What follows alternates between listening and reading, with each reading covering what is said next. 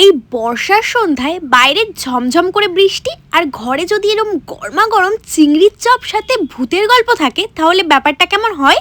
হ্যাঁ জানি, সন্ধ্যাটা পুরো জমে ক্ষীর হয়ে যায়, কি তাই না? হ্যাঁ চলো তাহলে চটজলদি চিংড়ির চপটা বানিয়েই ফেলি। প্রথমেই ছোট চিংড়ির মধ্যে নুন হলুদ মাখিয়ে কড়াইতে তেল গরম করে চিংড়ি মাছগুলোকে হালকা করে ভেজে তুলে নেব। এরপর কিছুটা সেদ্ধ আলুকে ভালো করে ম্যাশড করে নিচ্ছি একটা গ্লাসের সাহায্যে।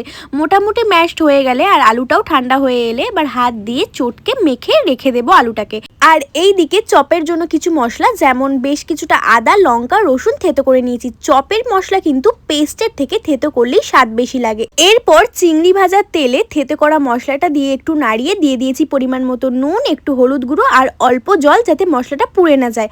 আবারও নাড়িয়ে দিয়ে দিয়েছি লঙ্কার গুঁড়ো, এতে চপের কালারটা খুব সুন্দর হবে আর ঝাল ঝাল হবে, বেশ ভালো লাগবে। এরপরই অ্যাড করে দিয়েছি সেদ্ধ করে মাখা আলুটা। তারপর মশলার সাথে আলুটাকে ভালো করে কষিয়ে নিতে হবে যতক্ষণ না আলুটা কড়াই ছেড়ে দিচ্ছে। তারপর দিয়ে দিয়েছি ভাজা চিংড়ি মাছগুলো, আবারও একটু নাড়িয়ে চাড়িয়ে নিলেই কিন্তু রেডি আমাদের আলুর পুর। এবার একটা বাটিতে বেসন আর অল্প একটু চালের গুঁড়ো, নুন, খাবার সোডা, হলুদ গুঁড়ো আর জল দিয়ে থকথকে করে বেসনটা গুলিয়ে নিয়েছি। না বেশি পাতলা হবে আর না বেশি মোটা, এমন ভাবেই কিন্তু গোলাতে হবে। তারপর ওই চিংড়ি মাছের পুর থেকে একটুখানি করে নিয়ে হাতের সাহায্যে গোল করে তালু দিয়ে চেপে চ্যাপটা আকার বানিয়ে এবার এটাকে বেসনের গোলার মধ্যে করে ডুবিয়ে চপের দু সাইডেই বেসনের গোলাটাকে ভালো করে মাখিয়ে নিয়ে এবার গরম ডুবো তেলের মধ্যে ছেড়ে দিতে হবে।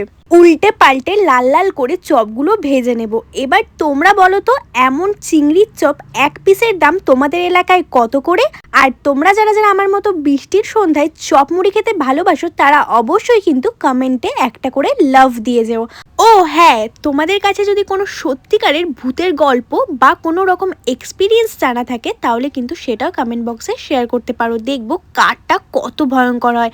আর আমার বানানো এই চিংড়ির চপের রেসিপি যদি তোমাদের ভালো লাগে তাহলে একটা লাইক করে আমার চ্যানেলটা সাবস্ক্রাইব করে দিও। দেখা হচ্ছে নেক্সট কোনো ভিডিওর সাথে।